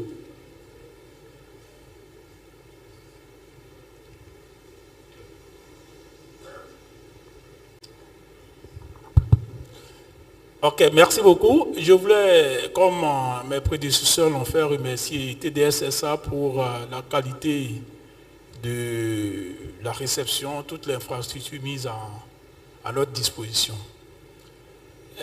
La préoccupation que je voulais poser, c'est l'ancrage institutionnel des sociétés de diffusion dans notre espace. Tantôt, ces sociétés de diffusion relèvent du ministère de la Communication. Tantôt, quand les deux ministères sont fusionnés, ils sont plus à l'aise. Mais quand on relève du ministère de la Communication, il y a une véritable guerre de leadership entre les deux ministres. Chacun des ministres cherche à propulser son portefeuille ministériel. Du coup, si on a une société de diffusion relevant du ministère de la Communication, alors que nous n'avons pas l'outil numérique à notre disposition, c'est un peu pesant. Donc je voulais que le forum réfléchisse à faire une recommandation forte sur le meilleur ancrage institutionnel des sociétés de diffusion. Merci. Merci. Merci pour la question. Les recommandations fortes, s'il vous plaît, les formulations sont entendues pour ceux qui en ont déjà pour gagner du temps et on pourra les communiquer au directeur scientifique. Alors, nous allons maintenant passer aux éléments de réponse. Éventuellement, l'assistance pourrait contribuer s'il y a des compléments. Je vais commencer par le directeur, donc M. Habib Dia. Je vais vous solliciter pour les différentes questions qui vous ont été adressées spécialement. Merci, monsieur le modérateur. Je pense qu'il y a plusieurs questions. Je vais essayer d'apporter le maximum de réponses. D'abord à notre charmante dame pour ces deux questions sur les archives et la médiamétrie. Est-ce qu'on doit nécessairement valoriser les archives pour mettre en avant nos contenus? Non, pas forcément. La plupart des contenus aujourd'hui qui attirent la grande majorité de la jeunesse, ce n'est pas des contenus qui datent des dernières décennies. Mais oui, la valorisation des archives est un impératif stratégique nécessaire pour ne pas les perdre, pour les numériser, pour les digitaliser, Peut-être qu'une partie essentielle des archives ou deux pourraient être utilisées par rapport au contenu audiovisuel, c'est les archives historiques pour des émissions didactiques par rapport à ce qui s'est déjà passé. L'autre élément, c'est par rapport aux productions culturelles, et ces productions culturelles nécessitent naturellement une réadaptation cinématographique ou autre, mais cela ne constitue pas un impératif préalable obligatoire. L'autre élément sur la médiamétrie, c'est que nous l'avons déjà pris en compte dans les attributions du régulateur. Vous avez entendu parler il y a quelques semaines de l'adoption en Conseil des ministres du Code de la publicité. Le décret devait suivre il y a quelques semaines. J'ai demandé à qu'on puisse surseoir au décret le temps de le partager avec les acteurs de l'écosystème. Et en principe, après l'adoption de ce décret, la loi portant création du nouveau régulateur en charge des médias pourrait être adoptée en Conseil des ministres, dans laquelle nous avons déjà mis les compétences liées à toute la médiamétrie selon les différentes typologies de médias. Pour mon jeune collègue à la RTS, si vous suivez bien, on a déjà entamé la mise en œuvre opérationnelle du renouvellement des pylônes, avec tous les défis que cela comporte et toutes les réflexions que cela est en train de poser. On a commencé par le pylône le plus important, je parle sous le contrôle du président du conseil d'administration, celui de Thiès, qui à lui seul agrège plusieurs départements, Thiès, Tivaouane, etc., avec un cercle de couverture assez important et plusieurs milliers de populations impactées. Et à ma grande surprise, moi je m'attendais, parce qu'il y a un temps de dépose, un temps de pause, il y a des moyens de mitigation qui sont mis en place pour réduire l'impact de la réduction du spectre de couverture. Je m'attendais vraiment à plus de réclamations par rapport à la réduction du spectre. Le taux de réclamation et d'incidence, je pense que le directeur technique est là, n'a pas atteint le seuil de nos attentes en termes de réduction du spectre. Cela donne tout simplement un élément additionnel important, c'est ce que nous pensons que la télévision numérique terrestre occupe comme place stratégique par rapport à la diffusion audiovisuelle, en réalité elle ne l'occupe plus. D'où une autre réflexion, qu'est-ce qu'il faut faire en termes d'investissement par rapport au renouvellement de tous ces pylônes? Est-ce qu'il faut dépenser autant de milliards pour des infrastructures technologiques qui peut-être n'occupent plus toute la place prépondérante qu'elles occupaient auparavant parce que tout simplement il y a le téléphone mobile? Donc ces réflexions bien entendu sont poussées au niveau du conseil d'administration, mais je vous rassure que ça a déjà commencé. Et l'autre élément, c'est que ce n'était pas une décision facile parce qu'au Sénégal, l'infrastructure de la TNT appartenait auparavant à la Sonatel. Avant la Sonatel, il y avait Alizé. Avant Alizé, il y avait autre chose. Donc c'est une infrastructure qui a déjà quasiment 30 à 40 ans, qui est vieux en effet, et qui est plus âgée que la télédiffusion du Sénégal. Et quand les bureaux Veritas ont fait leur rapport en nous disant qu'ils ont atteint leur seuil en termes de viabilité de vie, il y a un risque sécuritaire, il y avait une décision politique à prendre. Et cette décision, elle ne date pas d'aujourd'hui. Ces pylônes sont vieux depuis peut-être 5 ou 10 ans. Mais il n'y a pas eu de politique de changement. Il y a eu une tentative de projet de financement du renouvellement, mais la décision politique, parce qu'il faut être courageux, pour accepter de créer une sorte de blackout télévisuel dans certaines zones et renouveler. Et nous ne sommes pas habitués à ce style de gestion de management. Donc nous, on a mis le pied dans la fourmilière et ça met dans l'embarras aussi bien certains téléspectateurs que les acteurs politiques, les décideurs à un plus haut niveau, que bien entendu l'ensemble de l'écosystème de la télédiffusion, mais il fallait le faire et ça va nous pousser à renouveler le reste des infrastructures.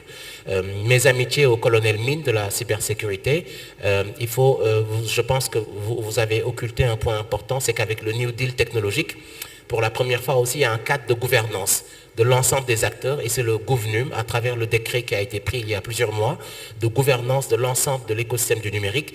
Et je sais que le colonel fait partie de ce cadre de gouvernance qui prend en amont l'ensemble des éléments, non seulement de numérique, mais aussi de cybersécurité, et qui aujourd'hui, dans la gouvernance, est un peu, le secrétariat est centralisé au ministère de tutelle de TDS, et donc naturellement, la cybersécurité occupe une place prépondérante. J'en profite pour faire un saut sur la dernière question sur les leviers de financement stratégique. Je pense que je l'ai abordé, peut-être que je n'ai pas insisté dessus, mais à mon avis c'est simple. Il faut que tout le monde mette la main au porte-monnaie.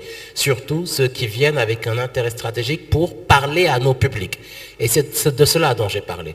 Que ce soit les médias d'influence, que ce soit nos amis de Canal+, que ce soit RT ou France Média Monde, ils occupent une partie importante de l'économie de l'audiovisuel dans nos marchés, et il est essentiel qu'au prorata du pourcentage de l'économie, de leur place sur l'économie du marché de l'audiovisuel, qu'ils puissent contribuer autant. Et je l'ai dit, il y a un décret qui a été pris au Sénégal, un arrêté, créant le Fonds de développement de la production audiovisuelle, le FDDPA, qui part avec une enveloppe de base de 2 milliards et qui est destinée à la production audiovisuelle. Ça, c'est sans parler du fait que le ticket d'entrée est revu à la hausse, et l'ensemble de ces éléments-là doivent contribuer au relèvement des capacités financières des acteurs, parce qu'il y a derrière une clé de redistribution de l'ensemble de ces montants aux télédiffuseurs, aux régulateurs, aux producteurs audiovisuels. Je vous remercie. Merci beaucoup. On peut applaudir le directeur pour ces éléments. Il y a de l'argent. Et il y aura de l'argent encore. C'est bon? Hein? Ça rassure. Il y a un fonds de développement. Merci, directeur, pour ces éléments de réponse. Alors, je passe la parole à Igor pour sa contribution. Alors, la question qui concernait RT en français, je pense qu'il s'agissait du contenu. Qu'est-ce que nous avons à proposer à la population africaine? Vous savez, je me souviens... Comme ça, c'est mieux. On est venu ici pour la première fois il y a quelques mois. C'était la première expérience ici au Sénégal, où on a fait un documentaire sur les tirailleurs sénégalais. Et ce qui est important, c'est que parmi mes camarades, mes amis, il y avait presque personne qui était au courant qui étaient les tirailleurs sénégalais.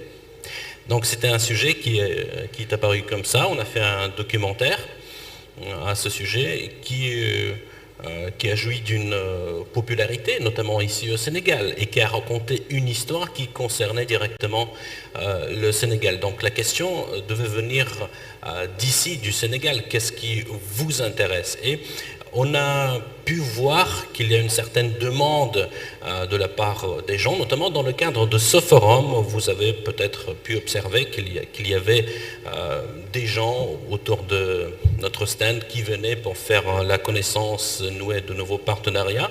Donc on a ressenti qu'il y avait une certaine demande pour une source d'information alternative aux mainstream médias. Et c'est ce qu'on fait actuellement. On a ouvert un bureau ici au Sénégal, et dont l'actualité s'inscrit forcément dans cette politique de la souveraineté numérique. Je vous rappelle qu'ici, dans notre bureau, il n'y a que des Sénégalais qui travaillent. Il n'y a pas des Russes là sur le terrain, ce sont des Sénégalais. Le chef de notre bureau est un journaliste très expérimenté, Tierno. Donc,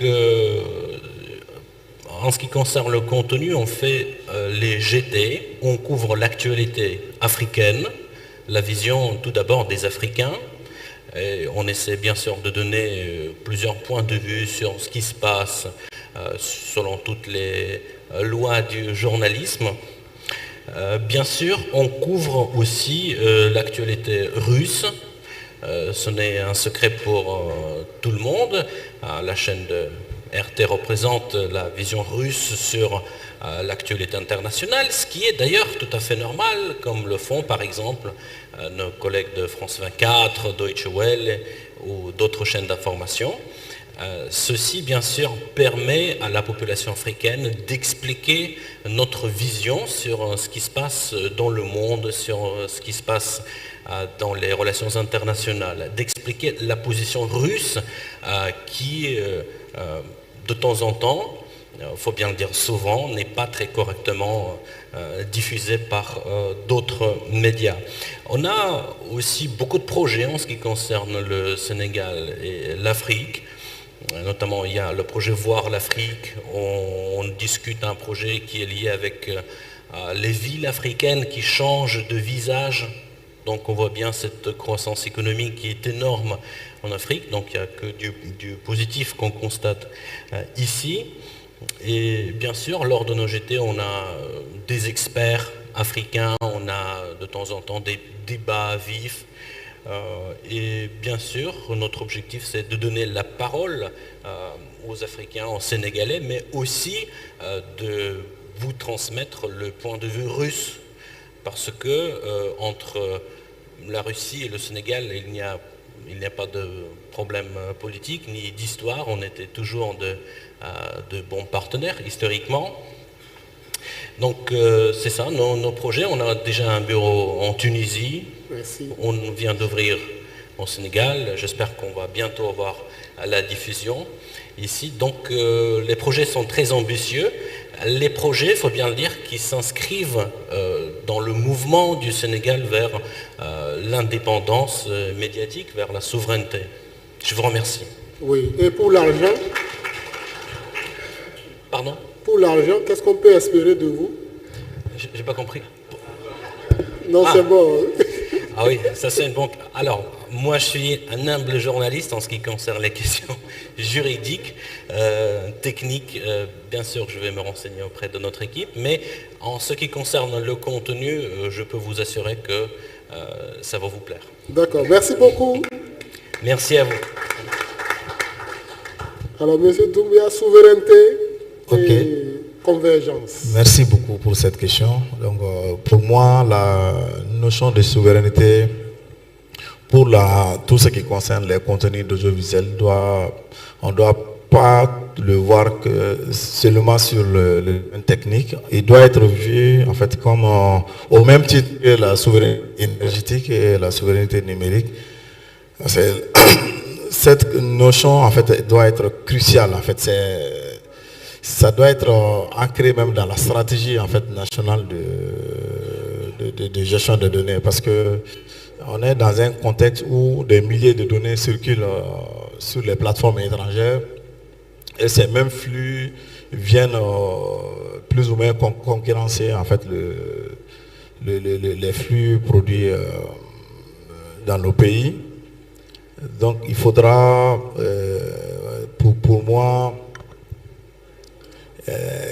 voir en fait cette question de souveraineté comme cruciale, parce que les questions qu'on doit se poser, c'est de voir en fait à qui profitent ces données, où sont-ils stockés, et aussi oui c'est ça en fait, à qui profitent ces données, où ces données sont stockées et comment les cadrer. Donc c'est très important, d'où en fait la nécessité pour nous en fait société de télédivision en fait de converger vers d'autres formes de modèles économiques en proposant déjà de stocker, parce que quand on parle de contenu, il faut quand même savoir, il faut le stocker, en fait savoir où c'est stocké.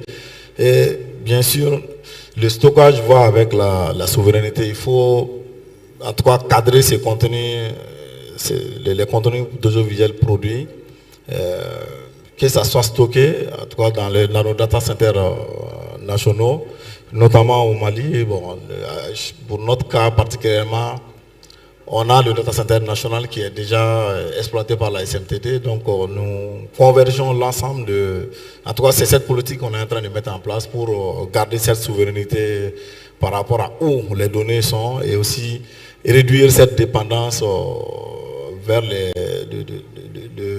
de stockage vers les clouds étrangers. Donc on essaie de prôner cette politique en fait de stockage en interne, en créant des offres et des produits en fait dans ce sens, pour permettre à ces éditeurs, à ces créateurs de contenu de stocker en fait des données, ces données-là dans le data center de l'État, qui est plus sécurisé en fait, parce qu'on tient compte quand même de l'aspect cybersécurité, tout en protégeant ces données, parce que c'est quand même des données sensibles, parce qu'on parle de l'audiovisuel, c'est très critique, puisque il y a tout sujet, en fait, tous les sujets en fait sont là-dessus, donc il faut quand même un regard cadré en fait ce truc. Et aussi dans la convergence, toujours en proposant aussi des OTT, en fait, des plateformes d'OTT nationales qui pourront en fait prendre en fait du contenu local à travers bien sûr des partenariats avec les éditeurs qui produisent en fait du contenu local. Je me rappelle, nous on a déjà fait avec un éditeur de contenu local en fait pour permettre en fait à la diaspora malienne, par exemple, d'avoir en fait ces contenus-là, afin de réduire en fait leur dépendance sur les zones produits par d'autres plateformes étrangères. Il y a ce cas de figure. Il y a aussi l'autre aspect, c'est la numérisation et l'archivage aussi de ces données. En fait, c'est très important. Nous, pour notre part, en fait, on a déjà entamé cette démarche avec l'ORTM. Étant donné que oui, on a le data center, donc ça nous a permis en fait faciliter la chose en fait en numérisant, en amorçant ces projets d'archivage, toujours en fait dans la logique de la souveraineté et aussi dans la convergence en fait, en ne se limitant pas seulement que sur l'activité classique de diffusion. En fait, on offre aussi ce produit à la société nationale, en fait, à la radiodiffusion et aussi aux privés, enfin aux éditeurs privés, aux gestionnaires de contenu, de pouvoir en fait stocker leurs données tout en sécurisant le contenu et aussi cadrer en fait la chose et permettre aussi en tout cas que ça soit en fait ceux qui produisent en fait ces contenus en local profitent économiquement aussi de ce qu'ils ont produit. Donc en conclusion, je pense que pour qu'un État puisse rester souverain en fait, dans la gestion en fait, du contenu local,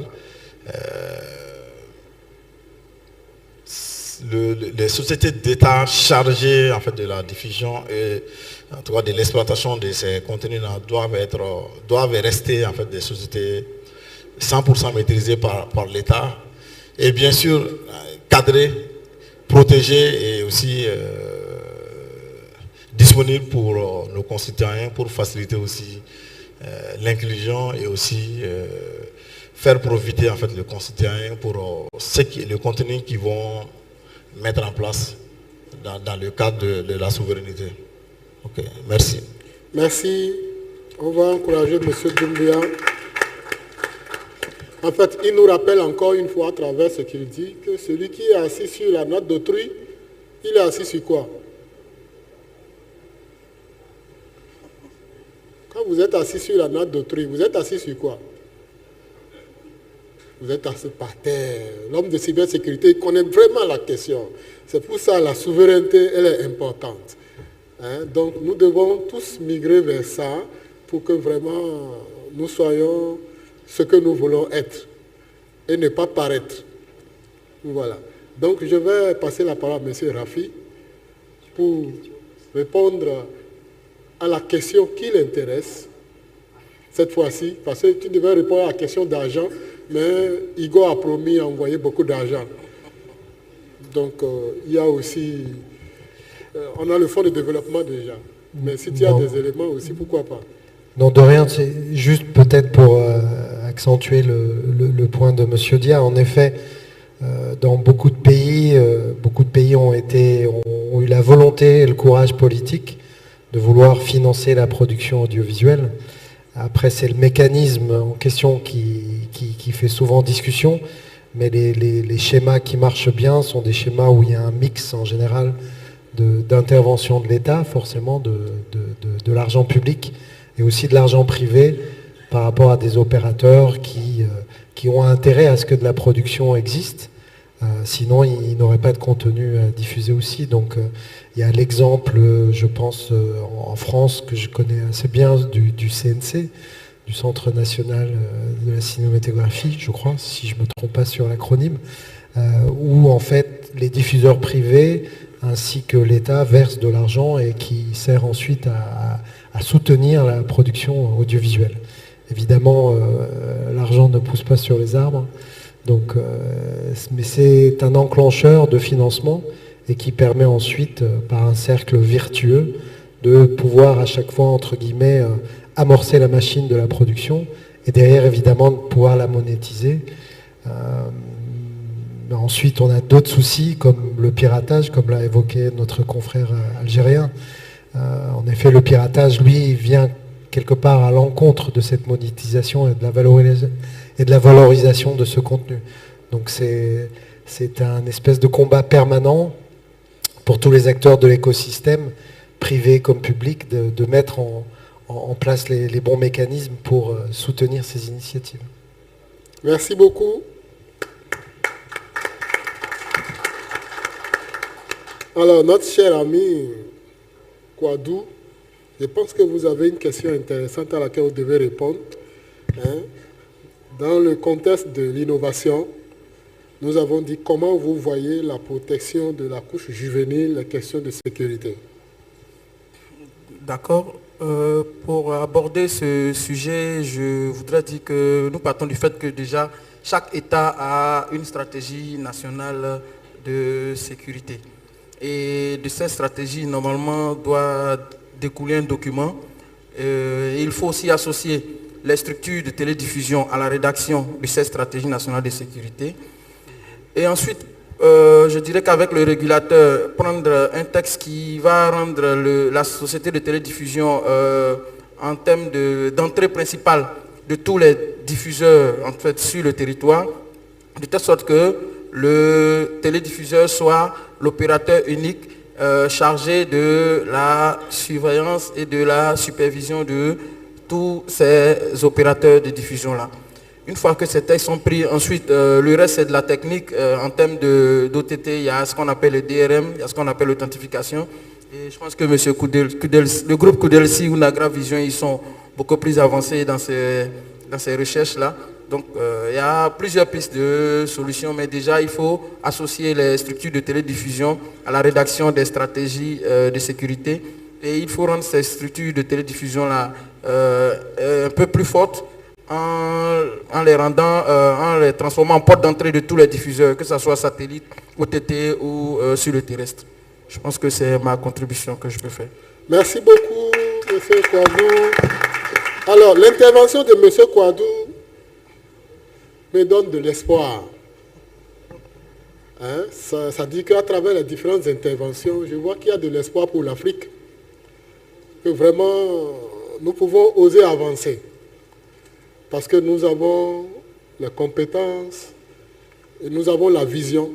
Nous savons maintenant plus ou moins ce que nous voulons, là où nous voulons aller. C'est l'occasion vraiment de remercier tous ceux qui ont voulu que nous puissions avoir ce cadre de discussion, d'échange très enrichissant. Et je ne suis pas la personne autorisée à parler, donc le président de la commission scientifique est là. Il va reformuler tout cela dans un beau français et un patois aussi local. Je vous invite, M. Pape Siré, et encore une fois, merci à tous. Je laisse d'abord le président parler, après je conclue. Voilà. Comme ça, je vous remercie.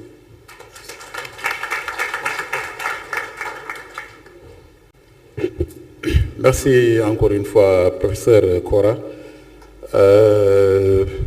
Merci à tous les panélistes, merci pour vos interventions de qualité et puis vraiment tout le plus que vous avez su apporter à ce qu'on savait sur les thématiques jusqu'ici. Nous sommes presque au terme donc du forum par rapport aux ateliers, par rapport aux sessions. Je voudrais juste après vous remercier l'ensemble des participants.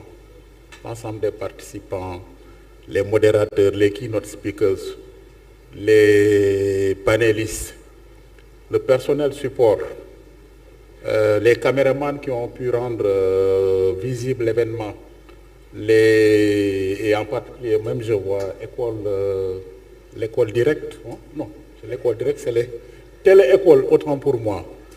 Tout ce beau monde, la régie, les charmantes hôtesses, tout le monde, vraiment, vous avez pris de votre temps, vous vous êtes déplacé à Dakar.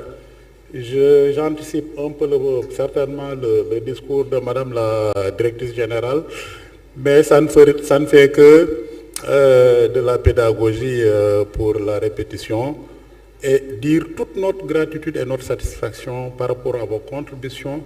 Nous pensons que Dakar, c'est un point de départ. C'est un point de départ et que les années à venir et les éditions à venir, certainement, une brique déjà a été posée, d'autres briques viendront s'ajouter à ce qui a été posé et qu'ensemble on puisse progresser. Certainement derrière, peut-être des mécanismes de monitorage, de suivi vont être certainement imaginés pour pouvoir mesurer à chaque fois les progrès que nous aurons à accomplir. Donc, tour à tour, pendant ces 2 jours, comme vous savez, nous sommes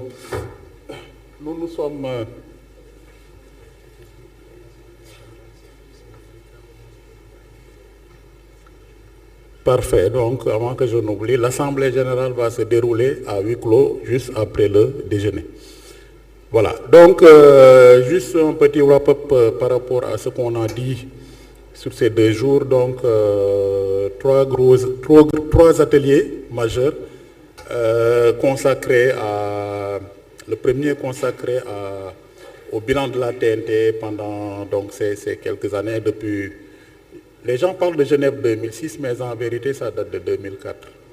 2004, le planning exercise team date de 2004, donc ça fait déjà quand même un certain temps. Et les pays ont des expériences vraiment diversifiées, hein, d'un pays à un autre, donc les progrès enregistrés ne sont pas forcément les mêmes et également, ce n'est pas aussi un chemin aussi linéaire, il y a des difficultés qui sont rencontrées par-ci, par-là. Mais somme toute, les gens sont là, ils ne sont pas désarmés, ils continuent le combat et également, il y a des opportunités et de nouvelles, en tout cas des innovations qui se présentent et dont il faudra certainement profiter. Donc, nous remercions tous ceux qui ont eu à faire des présentations et en particulier les télédiffuseurs de la sous-région qui ont bien voulu accepter de se joindre à l'événement. Ensuite, au deuxième atelier, nous avons eu à parler des transformations qu'il fallait opérer de manière inclusive, de façon aussi à permettre l'équité, l'inclusion, la diversification, la diversité de toute l'activité.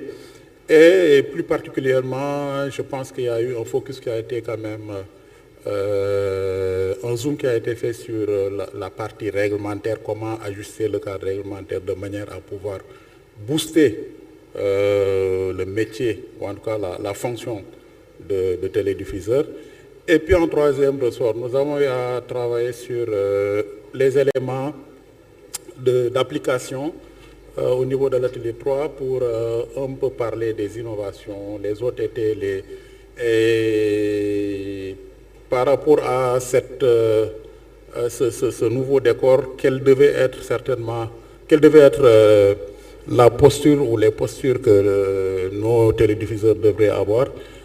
Est-ce qu'il faut aller dans une logique de complémentarité ou bien est-ce qu'il faut rester dans ces starting blocks pour faire de la télévision classique, enfin, la diffusion classique.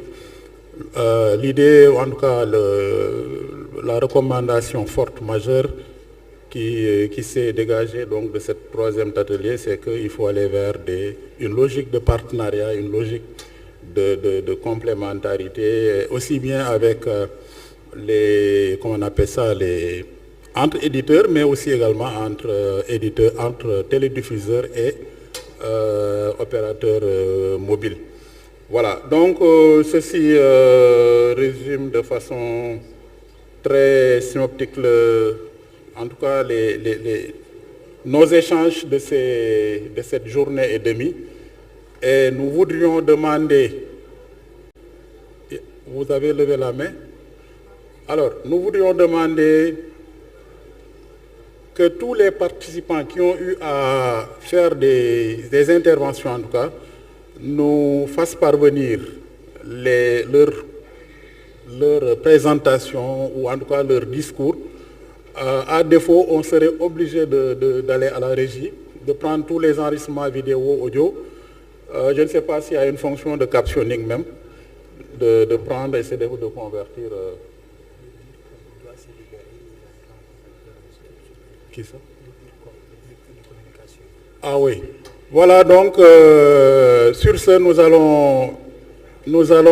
allons suspendre la séance et vous souhaiter bon appétit et bon retour dans nos pays respectifs. Donc encore une fois, n'oubliez pas de nous faire parvenir pour les besoins du recueil et de l'élaboration des recommandations du forum. Nous avons besoin de vos de dire comme M. Dia va se libérer parce qu'il a une contrainte professionnelle. Donc encore une fois, nous vous réitérons cette demande de bien vouloir nous faire parvenir vos contributions, vos présentations. À défaut, on sera obligé d'aller parcourir tous nos enregistrements. Bon, s'il y a du captioning, c'est bien parce qu'on va pouvoir avoir le texte. Mais tout cela va être consigné dans un recueil, dans un document. Bon, quelqu'un me disait non, mais c'est fastidieux de faire le livre blanc. Mais on va s'y essayer. À défaut, en tout cas, on va disposer d'un recueil de recommandations qui pourra être versé dans, en tout cas, les préparatifs des éditions à venir. Encore une fois, merci à tout le monde. Merci TDS, Madame la Directrice Générale. Vous avez vraiment... Nous vous remercions, en tout cas félicitations et vraiment bravo à toute l'équipe de la TDS. Merci beaucoup. Merci. Bon appétit.